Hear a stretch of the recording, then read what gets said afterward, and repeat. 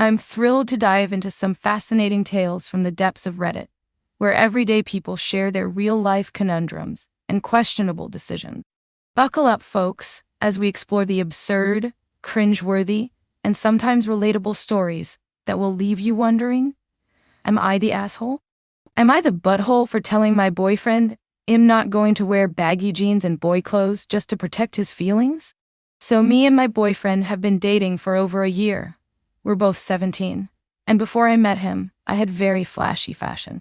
It wasn't revealing, but I wore very cute clothes inspired by J fashion, including colorful platform boots, knee-length skirts, or just normal length shorts. I never wore crop tops either. I don't have a shape at all. I'm really skinny and I've never needed to show any skin, because that's not my style, but I am very girly. When I met him, I started changing my style to baggy jeans, from zoomies and baggy t-shirt. It's really not my style. I feel like a boy when I wear them. I don't judge PPL who dress like this, but it's just not for me, and I started to really not feel confident in myself. I started realizing that I need to go back to the style I previously had and loved to boost my confidence. But my boyfriend has been discouraging it. Every time I wear shorts, he always says I'm drawing attention to myself, or says they're booty shorts. They're literally not. Like nothing is showing except my legs. Or that I should take them off even if they're not shorts, and they're just skinny jeans, and then I do, and change into baggy pants to make him comfortable, but then I automatically just feel uncomfortable in the way I look. This happens every time I wear knee-length skirts, skinny jeans, or normal shorts. I'm now starting to do my hair back into pigtails and wear clothes I love, but he cannot stop saying, or insinuating and revealing, or looking like a wear. I showed him outfits of really nice frilly skirts and a nice long-sleeve blouse, and he said so. Basically, you want to dress like a bop. I got so upset and told him I'm not going to dress like this for the rest of my life, just to protect his feelings, and that I'm not dressing like a boy, and I'm going to dress like the way I want. He got mad, and I just gave up, and now he's still texting me about not dressing the way I want. I felt bad, so I found an alternative where I just wear not see-through tights under my shorts, and he's still getting mad. I told him again, IDC, and I want to wear what makes me happy. I'm not sure if this makes me the bad guy or not. Now let's check out some of the comments on this post. Not the butthole. As a woman in her 30s, can I please give you some advice?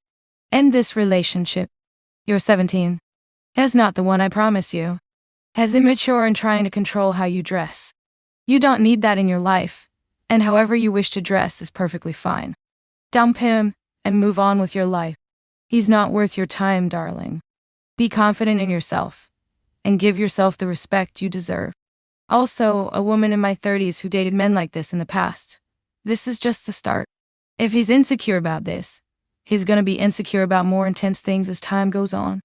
And even if he didn't, you deserve to feel good about yourself. You'll find somebody better, 1000%. The J fashion is cute AFA, and you deserve a man who'll tell you how pretty you look in your favorite clothes. I'm a man in my 30s and I've never felt that I need to, or am able to tell my partners what they could or could not wear. When I see these type of posts, my first thought is, he is listening to these red pill podcasts of insecure men that preach they're allowed to have preferences, and it's gross. OP, please consider your self-respect and move on from this kid. This ain't AITA. Exactly. As a father, I advise my daughters to express themselves how it makes them happy, not hide under a basket and make themselves smaller for a boy. Don't let him dull your shine. Promise is not worth giving up yourself. I have twin boys coming next month, and looking at the current 18-25 male demographic makes me nervous. I can only hope to be a good role model for them and raise respectful young men, something the world needs more of right now. Don't be nervous. You are already considering the young men you want them to grow up to be. That can only be a good thing. The hatred towards women is learned. And it won't be learned by young men who have a role model who is concerned about their behavior before they are even born. 10-10.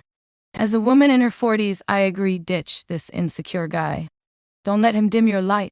Dress in what makes you feel good, makes you happy. Please don't let some stupid 17-year-old boy make you feel bad about yourself. Thanks for saying what I came down here to post. And OP not the butthole and dump him. And now for the next story. Am I the butthole for not providing a room for my boyfriend's daughter? Am I the butthole? I'm currently in the process of looking for my own home. My boyfriend is upset I am not getting a house that would allow his daughter to have her own room. He is not contributing to the down payment. We have 2 boys together, 2 Oni. Oh, and I have a son, 17 from a previous relationship. His daughter moved across the country, and he currently gets her twice a year a week for a major holiday, and 4 weeks over the summer. My boyfriend, before moving with me 2 years ago, has always lived with his mom. During his daughter's visits when he lived with his mom, she would sleep on the couch. Before she moved out of state, he would get her every other weekend and never had an issue with her sleeping on the couch or not having a room at his mom's house. Since moving with me, she also sleeps on the couch, here on the nights she's here, as she also goes and spends nights at her grandparents' houses. For context, over the past 2 years, it has been difficult to get my boyfriend to contribute to household bills, with me having to ask for money repeatedly. Also, I'm the only one putting money down for this home. So am I the butthole for not providing a room for his daughter as well? Now let's check out some of the comments on this post. Not the butthole. You are letting him live in your house, and if he's pissed that there's not enough room for his daughter too, he can buy his own damn house. Here's the response from OP. I agree with you 100%. I definitely mentioned him paying half of the down payment or moving out, which led to us arguing a little while ago, and him stating I don't care about his daughter, calling me selfish and getting his cousin involved with him, stating the same things. I had to post for some reassurance that I am not the because I felt gamed up on and was starting to question if I was being mean to a child. I doubt he gave his cousin the full details anyways. You're only in a H to yourself for putting up with a freeloading mooch who makes demands on your money without contributing. Get the house, get rid of him. I was going to say, why do you keep having kids with this guy? He stopped contributing when your Toyo was born, and you thought another child would make things better. Not the butthole, but please take action. I can't vote this enough. He's using you, OP. You're not the butthole. And now for the next story. Am I the butthole for not passing it on at the food cart? I was standing in a long line at a food cart, waiting to get a popcorn refill, and the gentleman ahead of me gave his order, then said, "And whatever he wants," directing his generous smile my way. I immediately protested, "Sir, you don't need to pay for mine." But he said he wanted to, and I didn't want it to be a thing, so I thanked him. Then he looked me in the eye, and, expectantly, said, "Pass it on." He smiled again, and looked at the long line behind me before turning to get his order. I got my refill of popcorn, and said thank you again, and he looked so disappointed that I left instead of saying, "I'll pay for the guy behind me." And he stopped me and seriously said, "Make sure you pass it on someday." I repeated the words of someone I once tried to pay back. Pay it forward, that's what it's all about. I thanked him again, and escaped. But I came for the cheapest thing on the menu. Popcorn is like $2, and there was a large family behind me. And most people were coming in big groups for alcohol. So I might have gotten free popcorn, and I appreciate the gesture, but I might then have had to shell out $50 for beer for a bunch of randos. And I've never liked the pass it on thing. It's generous of the first person, then the last person gets a freebie. But as is often said here, all the middle people get their prices randomized, and it's a headache for the workers. So I will pay it forward sometime, and I definitely have in the past, but I didn't play along in the moment, and I could tell the man felt his grand gesture was wasted. So, am I the butthole? Now let's check out some of the comments on this post.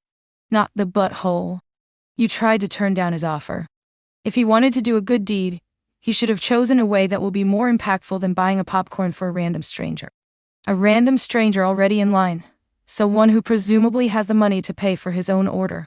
So much more impact to buy something for a homeless person, or maybe pay for someone's groceries if they are short. I don't get this phenomenon of paying for people's food coffee at places like a movie theater or cafe. Places where people only go if they can afford it, but maybe that's just me. Short people? They really don't need free popcorn. I'm short, and we absolutely do need free popcorn. I would actually consider doing it as a random nice thing to do, but I don't expect everyone to pass it on right then and there. It encourages people to do something nice at some point. This guy wanted to see the effect firsthand, which makes it pointless. Also, he could have offered to pay for the family behind OP. I guess it's not the same when you have to pay more and not generate some social media-worthy chain reaction. Not the butthole. 55 burgers, 55 fries, 55 tacos, 55 pokes, 100 tater tots, 100 pizza, 100 tenders, 100 meatballs, 100 coffees, 55 wings, 55 shakes, 55 pancakes, 55 pastas, and 155 tater. One of my favorite garments is one of those ampersand-less shirts with all of these. And now for the next story. Am I a butthole for picking up a litter of puppies in an alley behind an apartment building and bringing them to the Humane Society?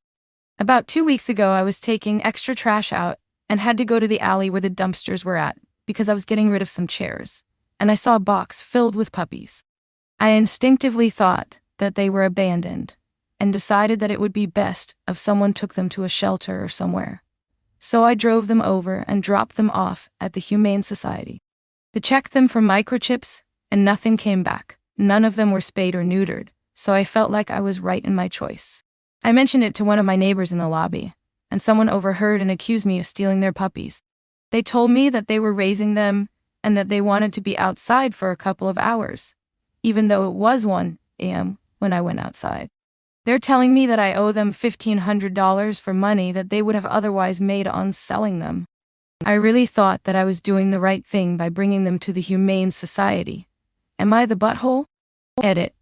Thank you everyone for the kind words and support. I confronted my neighbors and told them that I need proof that it was their puppies. And they told me that they're reporting me to my landlord for harassment. And they said they'll file a report with the police. They say I have to pay them the requested amount, and they won't file these reports. Should I just put this all behind me and pay them, even though I'm in the moral right? Edit 2. I've been sitting in my apartment and thinking about how to move forward. My landlord just texted me asking to have a one-on-one. I really can't lose my apt, and I'm really nervous for this talk. I'm supposed to meet with her in about 30 min. Is there anything I should say to her? Edit 3. I spoke with my landlord and she told me the neighbors have a right to their money and that they have a legitimate operation. I don't think she's telling the truth because the neighbors she's talking about are her cousins. It doesn't matter thought, because she says that I am going to face legal consequences and potential eviction if I don't compensate the puppy owners. I told them the Humane Society address, and they told me that the Humane Society doesn't return puppies to their rightful owners, and I'm the one at fault.